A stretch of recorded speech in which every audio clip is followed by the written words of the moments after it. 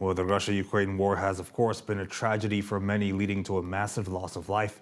But the impact has gone far beyond Russia and Ukraine's borders, as it has also been calamitous for the global economy. To discuss more, I'm joined by Professor Ari Kunchoro, economist and rector of Universitas Indonesia. Good afternoon, Professor Ari. Thanks so much for joining us. My pleasure. All right. First of all, Prof, I think it's important to put things into context.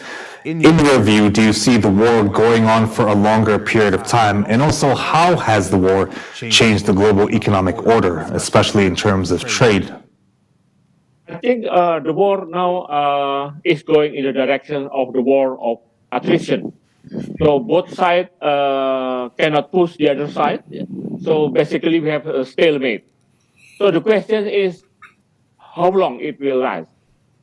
I still remember that I put the idea that it may replicate the situation in the Korean War, when you have 3 years war. In the first year, you have a dynamic war, maneuvering war. But in the last 2 years, they practically just stay at the border, Panmunjom, and move back and forth very little. And they exhausted, and they don't have any alternative but to sign a ceasefire agreement. I repeat, ceasefire agreement, not the peace treaty. So my guess is that it will exhaust both sides, and as well as the Western countries. So they have to find some compromise. I think 1 or 2 years from now, we will see that with it, the war will gradually become the war of word and the war of strategy, but not a shooting war anymore. Okay, Professor, I remember maybe a month before Russia's invasion of Ukraine started, you said that the war would be a big threat to the global economy, even bigger threat than Fed rate hikes 1 year since the start of the war. Do you still see it being a major threat to the global economy, or do you think maybe the world has adapted to it? Yes, the war shattered the globalization as we know it. So it used to be that we can produce a relatively cheap product because every country specializes. They sell some product and they exchange through trade. But right now, because both sides, I think, put sanctions on each other, we have broken system. So what we know with the energy crisis and food crisis is actually the broken down of the world international supply chains. That the problem is that now how to contain inflation, because you have broken supply chains, the immediate impact is on inflation. That makes the job of containing inflation become more difficult. For example, the Fed, it used to be very simple. If you have high inflation, just hike interest rate. But right now, if you hike interest rate, then it will affect the production side.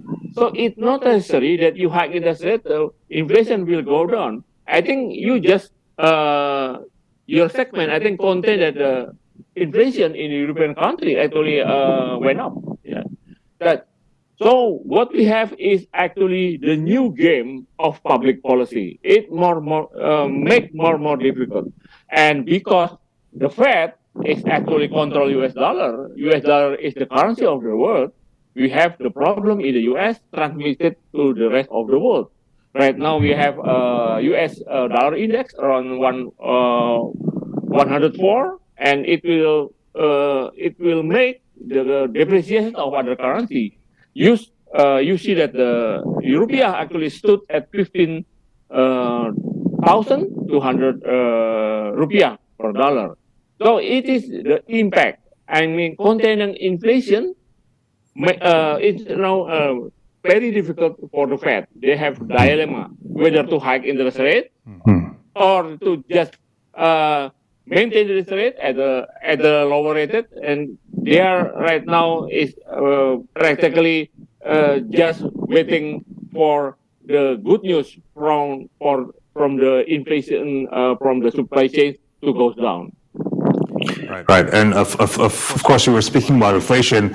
Inflation in the U.S. is still remaining stubbornly high. It's at 6.4% the previous month, only slightly down from the previous month of 6.5%.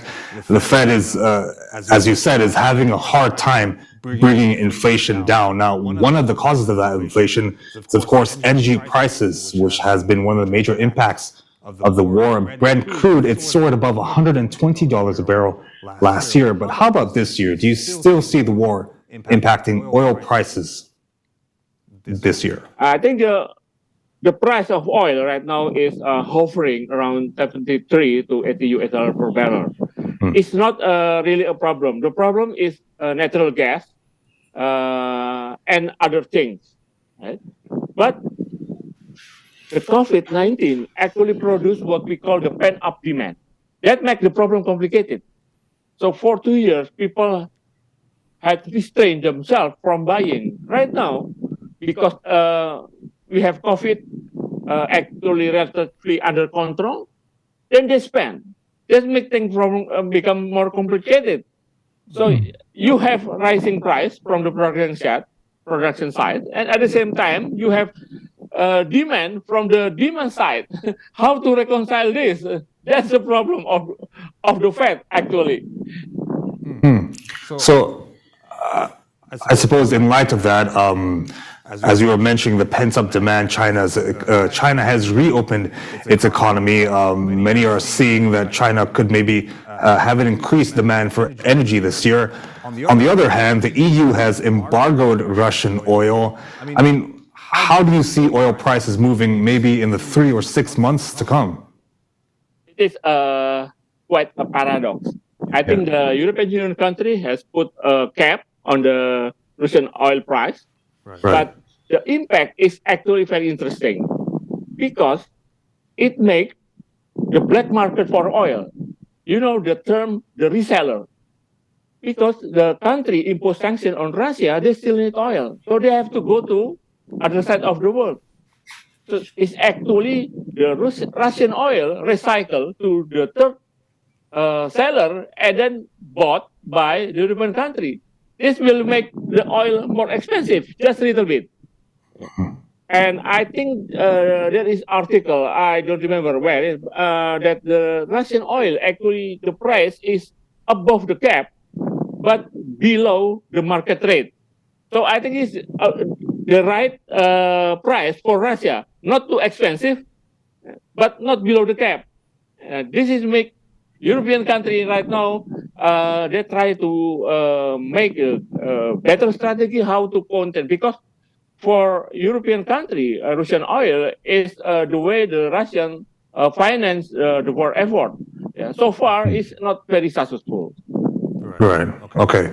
And speaking of European countries, amid this energy crisis they were dealing with, especially last year, they turned to other energy sources. They went back to coal. Indonesia, of course, exports a lot of coal. Do you still see higher demand for Indonesian coal, in particular for this year? Yes, this is what we call the paradox of climate change. Because of the war, they have to be pragmatic. So they turn on again the coal-fired plant, right? Because they don't have any choice. Otherwise, their population will not have energy supply in the winter. But for us, I think it has good impact because it makes our coal price, export price, is higher. Right?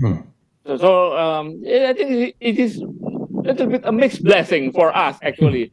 But what we don't see in the future is how this will impact the energy transition. I think the message is very clear that the planet has undergoing changes, like the drought in the US and Europe, and the rainy season in here in Indonesia. And at the end of the day, we have to tackle the problem. So, but right now, many countries actually like to wait, buying time. You know, the best option is for war in Ukraine and to be ended. I don't know whether it's political solution or exhaustion or whatever, but Yeah. it is the best scenario for all of us in the world. Of course, that is what everyone wants. War is a tragedy, not just for the economy, but also leading to a loss of life. Now, one of the other major impacts of the war has been food supplies and food prices. Russia and Ukraine are major exporters of foods and also fertilizers. But this year specifically, do you still see the war having a dire impact on global food supplies and prices? And how will that impact Indonesia? Believe or not, the food price has been easing along the way. Right. So both Ukraine and Russia, I think they have what we call the deal that to make the port in Black Sea open for grain export.